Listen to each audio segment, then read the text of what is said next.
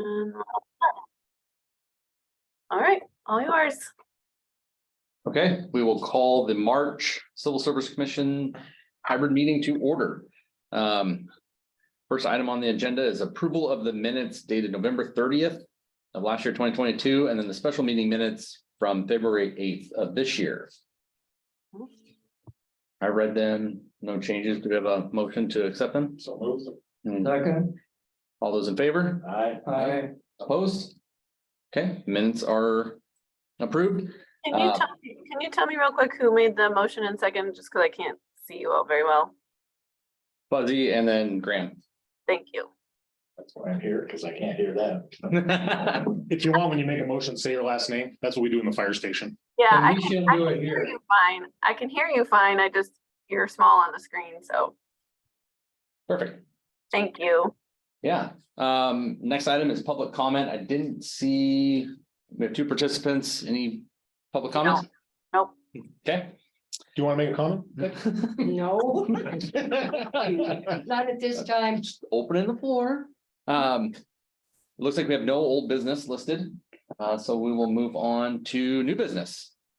The first item is election, since we're in the new year, election of the commission chair and vice chair.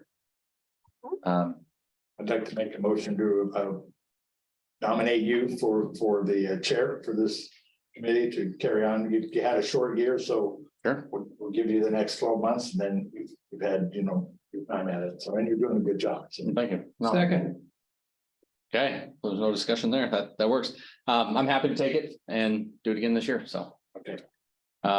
Is that, we make a motion for those? Yeah. Is it individual motions or do we do a motion together? Individual one. Individual? Yeah. Okay, so I move to. a motion in a second. All those in favor? Aye. All those opposed? Okay, motion carries for me to continue as chair. The next item is vice chair. I nominate Graham. And kind of the lights went out. Look at that. That's power. Holy cow. I'm out of here. The idea is That's scary. you go into chair next time, so it gives you kind of a year to look at It's how. like AAA versus the bigs. Something like that. I'll take the AAA job. Okay. So moved for. Okay, I'll make a second on that one. I'm honored. All those in favor? Aye. All those opposed? Okay, motion carries. Speech? No, I'm kidding. I'd like to thank all those. You would have had my vote too. No, make sure- If I could vote, I would have voted for you. Kim, just for the record, Rollins and Rutherford aren't here. Okay, that's what I thought. I was looking around there. Okay. Sorry. Yes. Yep, no worries. We're Yeah. surprised when they come back. Am I still doing a good job? Yes. In the old days, they would have been chair And vice chair, exactly. That's the world I grew up. You don't show up. As you don't go, you're it. I considered that, but I thought maybe they were on Zoom or Oh, something. okay, good, good. That's why you're in charge of thinking. I hadn't thought of that. Might wear a hat in case things get out of line. So the next item of new business, I'll turn it off over to Carrera for the fire hiring survey.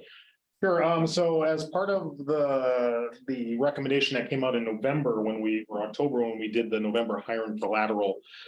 We said we would do a survey and I provided you on February 8th, the results of this. The results of this are, in my opinion, ambiguous at best, just because it's only one snapshot in time. As well as a very different type of hiring that we were trying to target. So some of the questions in there, such as, did changing our process cause you to apply? Some of them said yes, some of them said no, and without really knowing who we hired, we really couldn't drill down to that level of detail. But where I think this will help is in the future, more so in the future, if we do this type of survey after each hiring process, whether entry level or lateral, it allows us to do a comparison compare it to this survey results as well.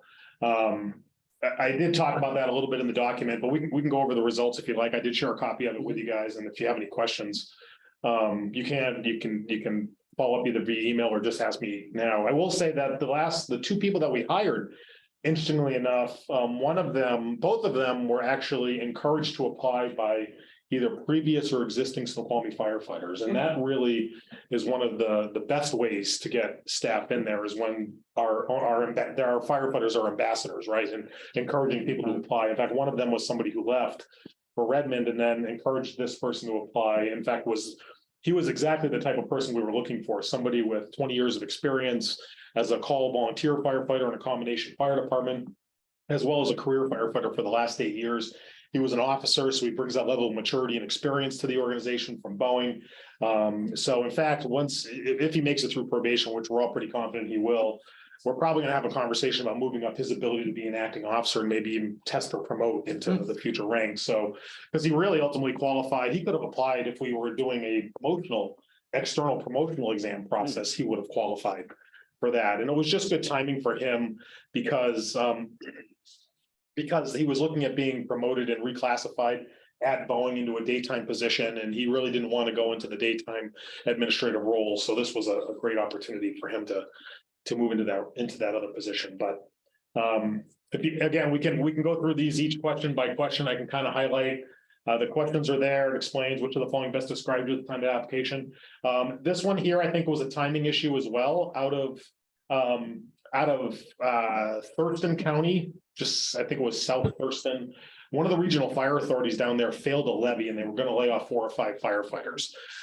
So the timing of that kind of aligned with our hiring process. One of them was a finalist and then withdrew the day of the interview process because he was pursuing another opportunity somewhere else. So, but anyway, some of this may have been timing, but this is nice to see that the majority of the staff were actually lateral firefighters from career departments that we're looking at trying to move over here versus volunteer. Now, you can have different feelings on that, based on your experience and that kind of stuff. Because I will say a volunteer with 20 years experience is different than a career firefighter with 1 year experience.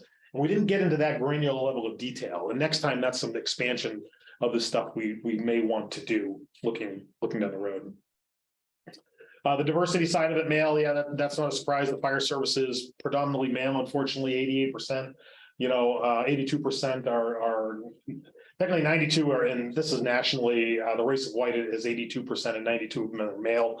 We're trying to make a difference on that. We've had those conversations already as well, but we were targeting existing career firefighters. Oh, Jim Rollins on. Howdy. Hi. Hey, James. Do you have a All question? right, let me get my video on.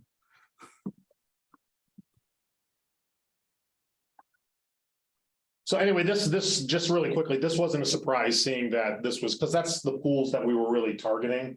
As we go down this path in the future, and as we start talking about diversity and trying to change our pools of candidates, trying to target whether it's ethnic diversity or gender diversity or other types of diversity, economic diversity, then hopefully we will see changes to these numbers and then the next question as well. So I think just as an aside note, you were just talking about the pools. So I went Monday night to council and presented the rules and procedures that we finished and just told them, we did it, and she wrote out some bullet points. And one of them was that when we were hiring, if we had one opening, we could have 3 candidates.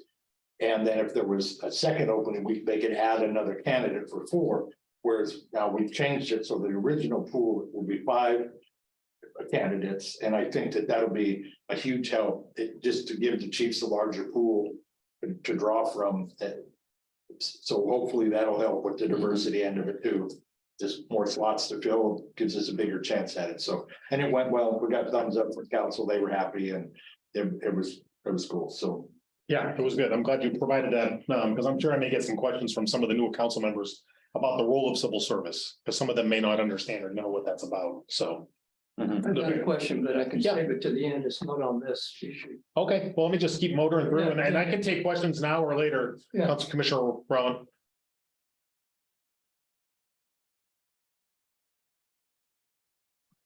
I'm gonna keep moving. He may be looking for his unmute button. No, I got it. I'm good. Oh, okay. Good. So this was a question regarding ethnic background, again, predominantly white, which again, we're not surprised, especially where the majority of the staff or the people that were applying were career firefighters. And when you look at that demographic nationally, that's basically what we're dealing with. Again, like I mentioned at the beginning, having this type of data and then comparing it to future testing processes is really where we're going to potentially see, especially when we start making those investments into trying to increase the diversity within the pools of hiring candidates. With the thought being that if there's a more diverse pool, the likelihood of having a more diverse final list is gonna appear that way, and that's what a lot of the data is suggesting from stuff that I've read. This was an interesting question about whether or not people were aware that we modified our hiring process. The supermajority, 75%, had no idea that we had changed it. So, right there, it begs the question whether or not it made a difference, right? Mhm. At the end of the day, but I will say, and I don't know when you came on earlier, but the two candidates that we hired, one of them probably would have gone through the processes or was already going through the process. That more experienced candidate probably wouldn't have. He probably would have been, I'm totally fine where I'm at, and I'm not gonna go through these different steps, if you will. But again, there's give and take on both of those sides. That's my thought anyway. But again, this will be interesting to see as we go down this path. You think that'll change too as time goes on, that more word of mouth with that? Yeah, it's possible. Yeah, for sure. If people are aware of it. I mean, a lot of fire departments are doing this. They're trying to streamline the process, make it easy and seamless for people to get these positions. When I was helping out with HR last year, that's one of the things that Kim and I really tried to do when we were having these difficult to fill positions. When we got applications in, get them to the directors so they can at least try to make contact with them within a couple of days and interview them right away. It's a different mindset, but it's adapting to this changing environment, kind of strike while the iron's hot. Yeah. And the fire service really hasn't adapted to that level yet, just because of our somewhat archaic hiring practices, if you will, with this testing process and then these other steps. And then it's 3 months later, 4 months later, and now we're trying to bring staff on. So it's possible that could change in the future. So this question here is hard to translate, if you will, because people could select more than one answer. If we drill down to the granular level, which I do have some of that data, I don't have the names obviously, but we could look at, a lot of people wanted a career firefighter position, but was it for the pay or because of the location? King County is very attractive to want to work in for a lot of firefighters, whether it's to stay here or to be a springboard to another agency that's larger. No national testing. This was interesting that we did get some responses to that question here. And here's the numbers here. 4 of the 11 people that actually responded to this indicated that no CPAT and no national testing exam helped them. So that created either 4 or 6 or 8 or how many, 5, I don't know the exact number. I could certainly pull that up. More candidates in this pool or interview panel. So Before you go on, what's the most common answer to the type of department? You and I had chatted online a little bit about that because I didn't understand that we have, I'll call them professional firefighters, and we have volunteers. That shows up big there. So what's attractive? Yeah, so the type of department, our type of department is a combination fire department, and that appeals to a lot of people. They want to work with volunteers. They've started as volunteers. They understand that community-based level. The question though is, and this is not a question we asked, right? Is do you know what type of department Snoqualmie is? Do they think it's an all-career department? We just take it for granted that they understand the differences. That we are a combination department, and the volunteers work side by side with the career firefighters. And is that unusual in the scope of Washington State? It certainly is becoming more unusual as of late. I'm having a meeting next week with the Skyway Fire Chief, who their program's kind of fizzling out. Duval abandoned their volunteer program. Falls City still has a program, but it's because of the time and energy that has to go into the program. A lot of departments are stepping back from it. We've had very good success with ours because of the balance of both people that want to be career firefighters and people that want to just give back to the community. We try to balance that when we hire people, so we don't have this revolving door. Some departments try to hire all people that want to be a career firefighter, and they end up having this revolving door because they get hired, they get the experience and they leave, and they're 10 years, only 2 years. And where we've got volunteers, we have one volunteer that's got over 20 years we have one that's got, I think, 26 years as a volunteer, both in Eastern Washington and here. We have another one that's over 20 years. So we have some long-standing volunteers. You were a volunteer for many years. 8 years, yeah. Yeah, here. And I was at Graham for 10. Right, so Yeah. 18 years as a volunteer, so. So do they count in the world of full-time equivalents? How much of the load do volunteers take of your daily call sheet? Yeah, so they work side by side with the career firefighters and they'll staff an apparatus. Well, They'll always be working, everybody. right, exactly. But one of the things we're pivoting to right now, which is something new that we're trying out this quarter, and it's not something we did before, because a lot of our responders are EMS responders. Yeah, We're trying to get them to sign up 2 at a time so they can actually staff the aid unit and keep the other that are pumper in service. So that they can go out and do the transport to the hospital and not take the entire career staff out of the area. So that's just one of the things that we're doing to try to be more flexible now. But this department was built on volunteerism. That's how the department started in 1939. And as long as I'm here, there's going to be a strong volunteer department.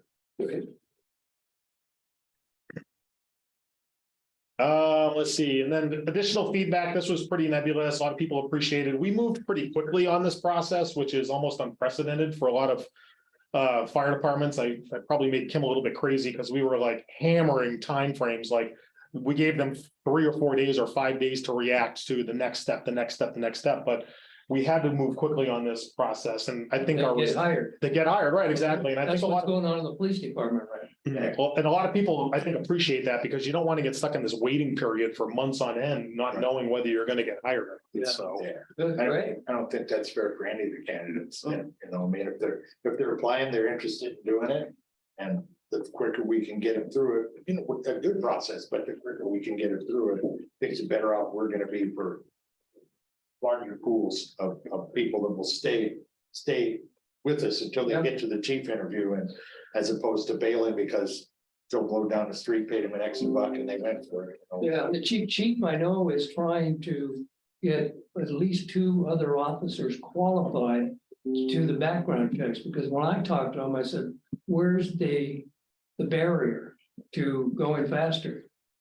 Background checks. It's sort of like in a hot real estate market, you can't get an appraiser out, so you can't get a loan. it's 30 days to do a background check on our candidates. Really? Yeah, but it sounds like you've been able to shorten that. No, so we outsource our background check, but we move the people through the process and then get them on the hook And as a assume that they'll pass. as a conditional offer, right? Yeah, Exactly. yeah. In fact, what we did was we ended up running them through the background and then at the same time put them through medical and then psych, so that we ran them concurrently.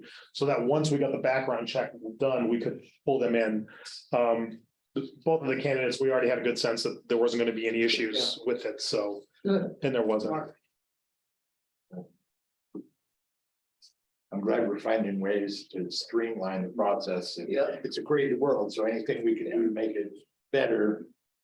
You know, Gotta beat the system sometimes, you know? Yeah, you got to adapt, right? I mean, and I think that's what we're trying to do. We're trying to adapt the process just to be, you know, a little bit better. The other thing is there's a new system that Kim's been implementing in HR, NeoGov, Insider. And if we can pump people through that system as well, that will allow us to capture more data than we're currently capturing, outside of having to do a survey. So there's some pretty cool stuff there. this isn't on the agenda, but this is still something you guys are working on. Yeah, so Commissioner Fletcher's talking about the strategies to diversity, equity, and inclusion, and I can certainly report on that out. I'll have more to report probably at the next commission meeting or the one after that.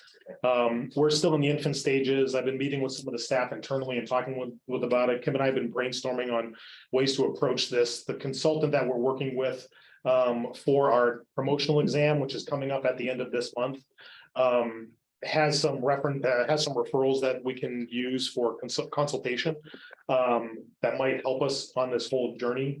I don't have all the answers. I'm just trying to, shift the culture and make things a little bit better. And try to make it a more level playing field and try to change the diversity pools within our hiring practice. That's really my goal at the end of the day. So hopefully we can get there over time. The other part of this is going to be, this is an initiative by the mayor. The mayor actually wants to move forward with this type of program internally and in the entire city. It's not just with police and fire. So that's going to take leadership from the top. Obviously, the mayor, city administrator, directors, managers, supervisors, everybody from the top down. So we're brainstorming how we're going to approach that right now, because it is going to be a little bit of a minefield, and we're talking about shifting culture, as you know, which can take time and energy and that kind of stuff. So, but there'll be definitely more coming on that. Sounds good. Excellent, thank you. Any other business? I've got Yes, question. just Yeah. a quick question. in the military right now, they're having a real bad time, especially in the Army, in adapting the physical aspects of being, say, if you go infantry. And it sort of plays to what the question I have for you is being a fireman, firewoman, firefighter, thank you. Do you make allowances for how big the person is that you have to carry out of a room, all the physical aspects of that job? Are they the same as they were 10 or 15 years ago? It's actually evolved quite a bit to be more fair and equitable for those who are taking tests, if you will. So the CPAT, that's the candidate physical ability test, is actually a proven, verified testing process that is applicable to the job. It involves cardio and aerobic activity. It involves strength. It involves pulling a hose, crawling on your hands and knees, lifting and pulling and stuff like that. They've eluded that? No, that's actually the new standard now. So, but the challenge is that what some groups are seeing is that people can train to pass that. But then when they get on the training ground, I know what you're saying. they're struggling, right?